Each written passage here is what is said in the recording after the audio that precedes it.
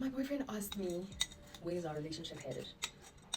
And my response to him was, the man decides where the relationship is headed, and the woman accepts the proposal and decides the future of the direction of the relationship. One would argue that I am to fairly contribute to the conversation in terms of determining where the relationship is going, but my argument is, as a man, you should be the one in a position to determine where the relationship is going, because ultimately you're the one that knows whether you want to have a future with me as a woman or you have other plans for our relationship. The only key and power that I hold as a woman is to accept your proposal and to decide whether I'm going on the journey with you or not. Mm, I think one of the most important conversations we should start having in relationships is mm, intention. What is your intention of being with the person that you're with, or the person that you're pursuing a relationship with? Simply because, as a woman, I cannot propose to a man. I cannot propose marriage to a man. As much as our modern days allows, it is unrealistic for me to actually propose marriage to a man. A man determines whether he wants to enter into that journey with me, and I decide whether such occurrence would occur or not. Um, Me being me, I had a lengthy conversation with my partner, 38 minutes, 30 seconds worth of conversation with him after I asked me that question. And the entire 38 minutes, 33 seconds, I was the one doing the talking, and he was listening attentively without interruption or interjection. He just listened. I went on and on and on and on and on and on and stated my case. I stated my case why he should be the one that proposes direction of the relationship in terms of progression of the relationship. And I also explained why I'm the one that's going to determine whether that decision is the correct one and whether we are moving forward. I further explained why he is the one that's going to ensure that the achievement of that is possible. Because as much as he comes with a proposal and I accept, it doesn't mean that everything is set. There's a lot of other factors that you need to take into consideration before you get into marriage with somebody. I asked him a question: do you want us to have a wedding, or do you want us to have marriage? And then he was obviously answered that he wants marriage. And then I had to state what is required in the marriage that I would take into consideration. First of all, I'm not going to deny myself that I'm an established woman. I've got my own. I can take care of myself. Pretty much, I'm one of those people they call independent. And I had to explain to him the interference of independence in the marriage, whereby sometimes men would feel like they're not respected or they're not given the level which they deserve simply because they're dating a stable, independent woman. There's a lot of perception and a lot of opinions regarding why an independent woman is not a perfect candidate for marriage.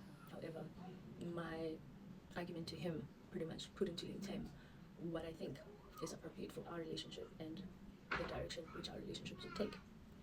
Our relationship is not like a simple one, it has a lot of dynamics. I am a woman with children from previous relationships. He's a man with children from previous relationships. I'm an established woman. He is established in his own rights. We are trying to have a relationship and make things work. And for me, it's a matter of, I'm not going to rush to have a wedding when I'm not ready with the dynamics of my status quo to have a marriage, because there's a lot that I need to take into consideration. I need to take into consideration what will happen to my children if anything happens to me once I'm married to you. What does me marrying you mean for my children?